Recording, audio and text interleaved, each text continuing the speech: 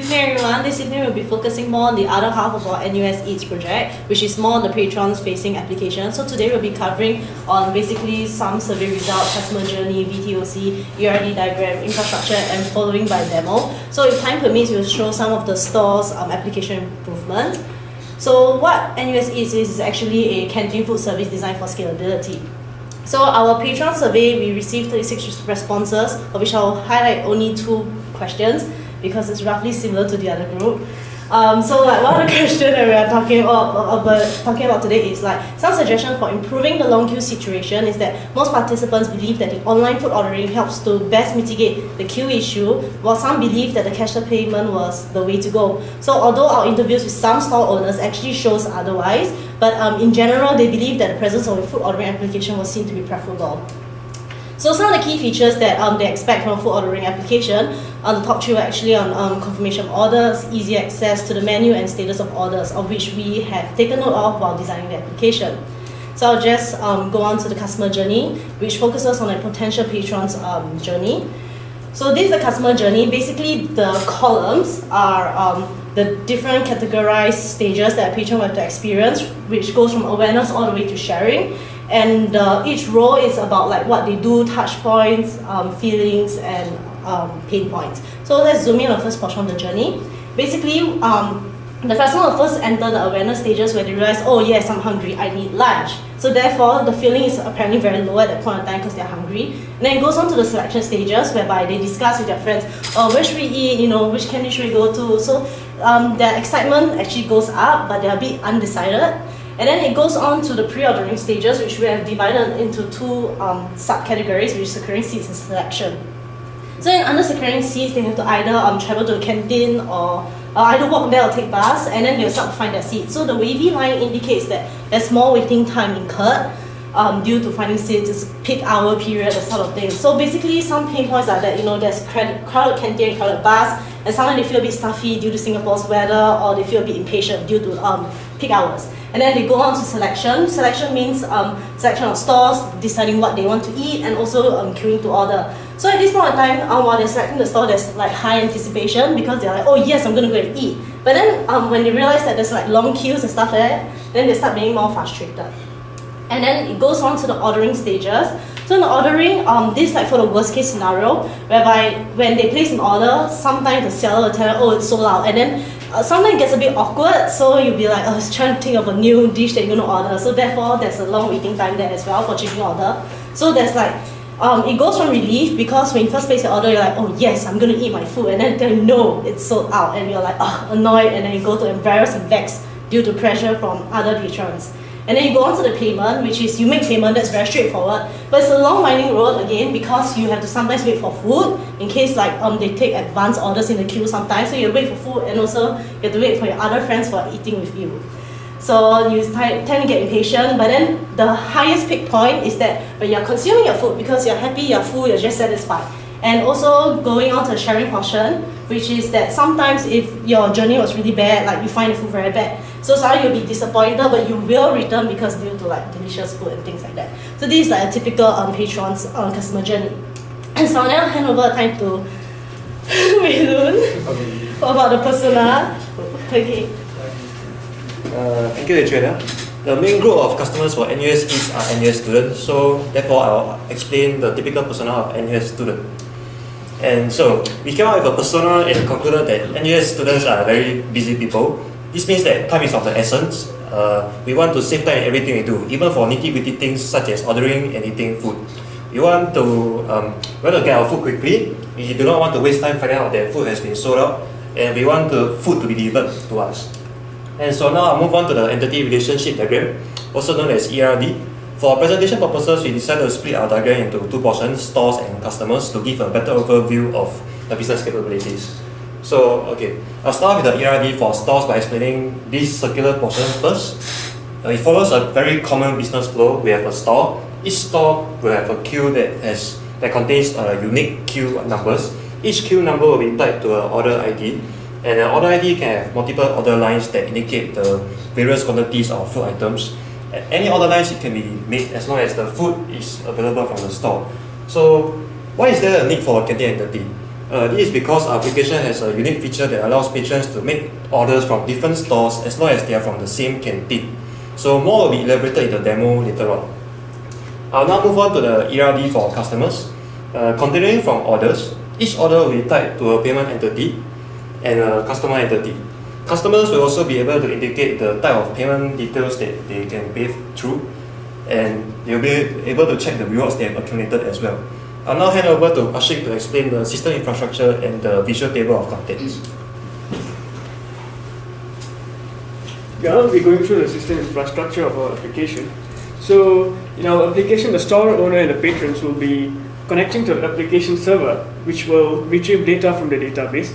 And for store owners, they will be receiving payments through the third-party application, which is Braintree in our system. And for, that's for store owners. For patrons, you'll be using Braintree, Google Maps, and NUS API to support the various features and functionalities of our system.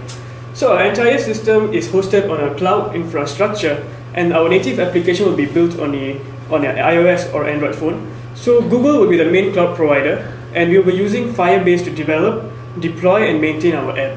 So Firebase, what is Firebase? Firebase offers a full solution to mobile app development with important features such as analytics, which can aid us in tracking user behavior, a holistic development environment from database to test lab, and also growth tools to engage with users and to let users share the app and also acquire new users.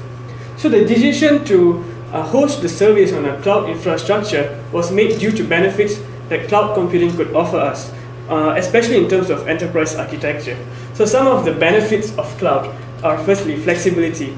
Cloud-based services are ideal for businesses with growing or fluctuating bandwidth demands.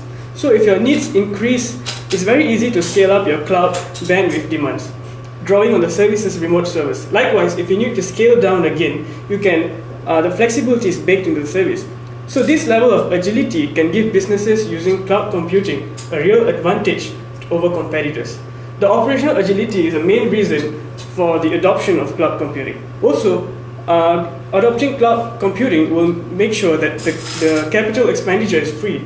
Cloud computing cuts out the high cost of hardware, so you simply pay as you go and enjoy a subscription-based model that's kind to your cash flow. So now we're going through the visual table of contents. So previously, like we presented, we have common infrastructure, store owners, and customer subsystems.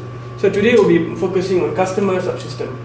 So in our customer subsystem, we have 6 modules: account management, order management, payment, food collection, ratings, and rewards. So under account management, users will be able to manage the accounts like creating an account, editing a profile. So our core functionalities lies in order management, payment, and food collection. So in order management, users will be able to view the canteens, menu the food items, and place their orders. And through the payment module, they will be able to make payments through the different payment methods like Android Pay, Apple Pay, credit cards. And food collection will be able to show them their food collection statuses. And ratings and rewards will come post-order. So ratings will be allow our users to indicate their satisfaction or dissatisfaction relating to that order. And for rewards is basically designed for users to adopt a more healthy lifestyle. So whenever they make healthy orders, they will get a reward like stamps, which they can redeem in the future. So our patrons' functionalities such as login, profile management, order management, rewards, feedback, and FAQ, we'll be showing a demonstration which will be done by Kecha and Rebecca.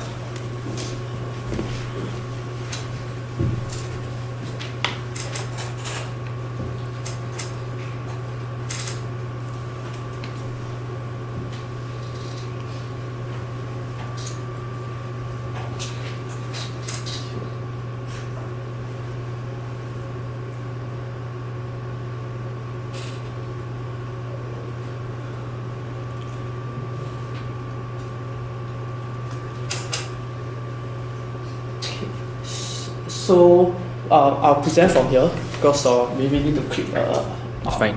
app. So here is the NUSeats Patrons app. So we will have an NUSnet ID and password. So you use your NUSnet ID and password to go into the system. There's no need for creation of account because we'll check with the NUS API and use your NUSnet and password to go in. So upon login, you'll see this page, the list of canteens. But if you log in for the first time, our app actually brings you to the payment page where you're going to add a payment method.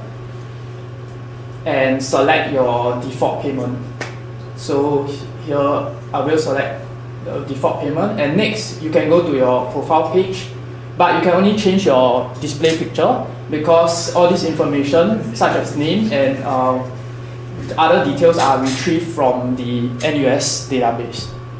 So back to this landing page that you'll see.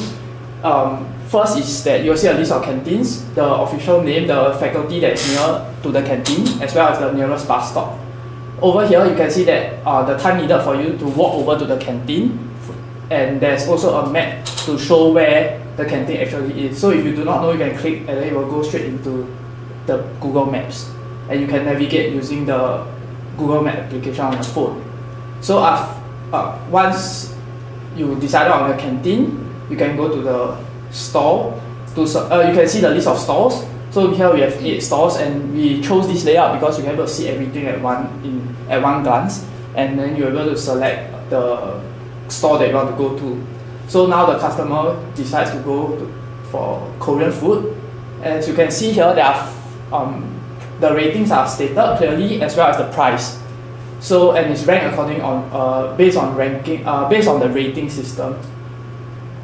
So the user will select this chicken soup, and you're able to see the description because for Korean, if I'm an exchange student or first time in Singapore, I might not know what the Korean food actually is or any other type of food. So I can see the description. This is the price. So at the button here, I decided to this is also the price. And if I say I want to add on a chicken, it will update automatically. And for healthier options, as said by Ashik just now, is for our rewards. This is in line with NUS canteen policy where they want to encourage healthier eating. So next I add this to my cart, and then I can access it. So we bring the user back to the menu, so you'll be able to choose another food that they want to add to the cart if they want to. So we go to the cart, and we can see that actually we have 2 orders here, and we can see that the total price is here. And here is where they will change their payment method if they wish. So I select a payment method that I want, and yeah, it will be reflected accordingly. Then I can pay now. So at this point, the entire ordering process is completed. A confirmation email will be sent to the users to their NUS email. So next, I'll let Rebecca talk more about the order.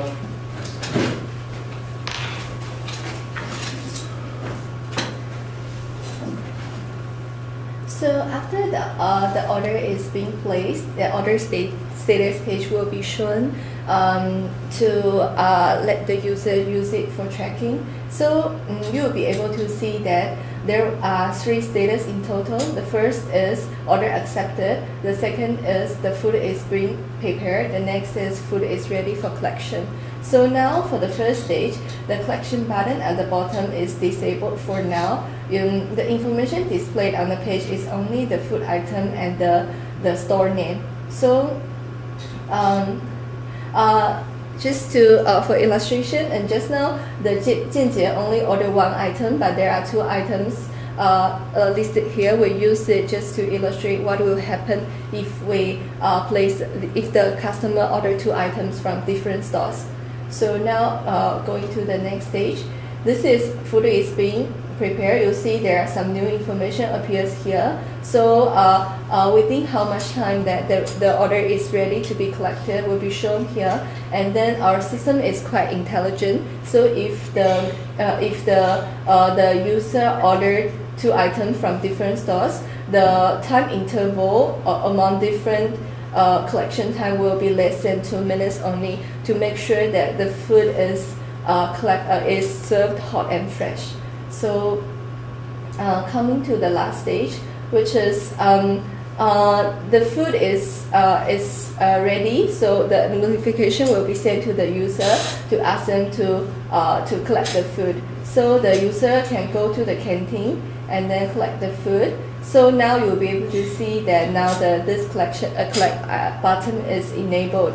So when you click, instructions page will be pop up to nudge the user towards the appropriate behavior, which is to tap the phone against the NFC reader.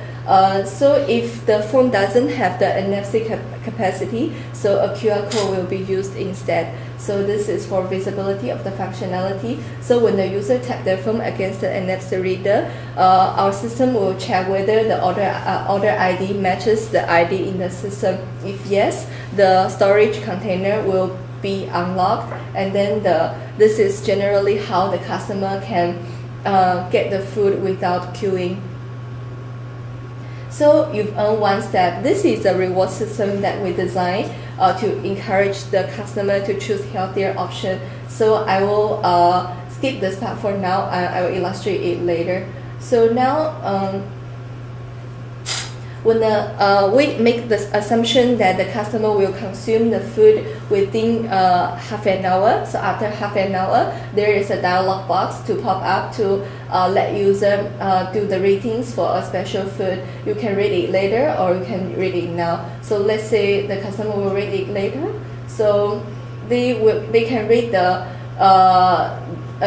food in the order history section. So you just go into the canteen, and then you will be able to see the details of each orders. Now there is a help session at the bottom. So if you encounter any problems regarding associated with a special order, you can just go in here. So all those informations of a special of this order will be auto-filled for you for the efficiency of the problem handling. So there is a rating button at the right, so you can just rate your entire order experience. So let's say if I choose 4-star, so the entire order experience will be the one that appear at the top. But you can also rate the food in individual items. So this rating will go into the part which the user, before the user placing the order, they can use it for reference how the food will taste like. So can I ask something? Yes. Do you have an option where, let me rephrase it. Do you have a clause where how long the seller will wait before they discard the order if the customer doesn't turn up to collect the food? It's by the end of the day, I think the sellers will go into the storage container to check if there are some food that hasn't been collected by the customer. The reason why I ask is in your demo you've shown both the stalls to be in the same canteen, right? Yes, So should I'm be. thinking if one dish has been ordered at the terrace and then one dish has been ordered at the science canteen. This is not allowed. Yeah. You You can can only order from in the same canteen. You can order different stalls, but in the same canteen. So you can order from terrace and from the deck. Okay. Yeah. And one quick remark is that your landing page, the graphics were different from the order page. So in order to have UI consistency, if you're using certain graphics, try to keep it same. Because when you landed, the 3 canteens that show up, they had different imagery, I guess. And here is Okay. different imagery. Oh. Oh, so you mean this page, Yeah, right? just for consistency's sake. Oh. Rest is all good. Okay, Ken. Thanks. So now I will go into the reward system that I mentioned before. So let's say now you will earn 2 stamps. How this system works, you can click the information icon located at the top right. So you will see how this reward system works. So briefly speaking, this is just when you're collecting 10 stamps, which means that you place 10 orders. Each one of them you choose a healthier option. Now you'll be able to earn 10% discount. Will be added automatically for your next order, for your next purchase. So the 2 more things about the customer app is like you can feedback to us directly by calling us or filling the feedback form. This is will be used for some customer management. So if you have anything to tell us, any improvement that we should make, you can just go into this section and include your screenshot and logs. And then the FAQ is also these are the questions that are commonly asked within some context. So if you have any questions, you can come to here to chat, whether it has been answered before. This is also used for the efficiency of the customer management. So generally it's like this. That's all about the demonstration. Yeah. Thank you, good job. Yeah, I think again, I think the design quality is actually very high. I do think from just overall thinking through what's usability and all that, right? You did a good job summarizing the survey. Right? Just go straight to the key points, right? I like the customer journey diagram. You kind of very focused on the emotional state of the right. Maybe a little bit overly so, but it's okay. I think as a design base, you're using that as a trigger to think about how to change the design. But if I may add, the customer journey motion point should always reflect in the features that you incorporate. Yeah, you have to type. So you have identified that this is where they get frustrated and this is where they get excited. So somehow they need to tie back to the functionalities. So that's the whole point of doing the exercise. Yeah. Just to keep in mind. I think the only thing is that you what I saying, you didn't tie it back to the design, right? I think you probably realize how difficult this is, right? It's not an easy thing. Yeah. You have a customer journey, you have a persona, but how do you actually reflect ultimately the design and the usability? I think this is where the science is still not 100% there yet. We're getting there, but not quite there. We're still a bit fumbling. I mean, you guys know my view, right? We have built building for 6,000 years. We have not built application for more than 60 years. So we're still kind of fumbling around how to do this thing in a nice way. But I think you guys have sort of got that. Hopefully you get an idea of how you progress, but eventually the tools and methodology will catch up, right? So that's where you are out there working and you're using some of these things. You need to be in tune with what is happening with the methodology updating, because I think there'll be new tools, new process, new methodology that will come out, and you got to be the one that leverage on some of this thinking. But I do like the fact that you try to tie it with the journey, the persona, and then the design. Although it's a bit disparate, but I think you get an idea. I didn't know there was an NUS API. Is it, or that's something you made up? No, It's available, right? That was okay. So I didn't know. So, but it's only for for student data, right? Basically. I think staff. So you actually have all the access to all the information. It was quite a good idea to show how long it takes to walk to the canteen, and you can always sort of estimate. Notification was quite well designed. I mean, you have the same concept about the NFC reader and QR code. I couldn't quite see how the QR code would come into play, but so in case they don't have NFC enabled, then you use a QR the code. collect your QR code instead. Right, but you assume that there's a QR code reader at the so the store will have to have. Yeah, I like the design of the loyalty, the ratings, and the fact that you also show FAQ tutorials and to help. So I think those kind of feedback. I like the design overall. It's kind of quite simple to use. Certainly will use it. So Yeah, I was about to say the UI is very clean and crisp, not too complicated. So it plays well on the whole restricted mobile real estate limitation. Also like the reward system as we have pointed out. I'm wondering, did you do exception handling? So it's part. We tried to tie it together with the demo, but we didn't explicitly. Okay, so make sure when you do the report, just mention it there so that we can tick that box that you did the exception handling. Yeah, but even though the UI was very simple, and don't take it the wrong way, it can give an impression that it was a bit rushed, because in terms of, I would say, quality, like now the way apps are designed, they're quite impressive. So I think you can still improve, but because you had your core functionalities in place, that's something just, I guess, on top, the beautification layer. So that can always be worked on. So as a architecture class, it was more important that you had all your core functionalities laid out and they were nicely woven. So full points on that. But maybe when you go out there, a UI needs to be as good as your core functionality. So it needs to be up to the mark. Other than that, okay, so you don't allow multiple stalls, so that exception handling is anyways not going to be handled. So yeah, overall really good job. I think it was very good. Any competitor analysis? Good job. Well, everybody did a good job, right? So I really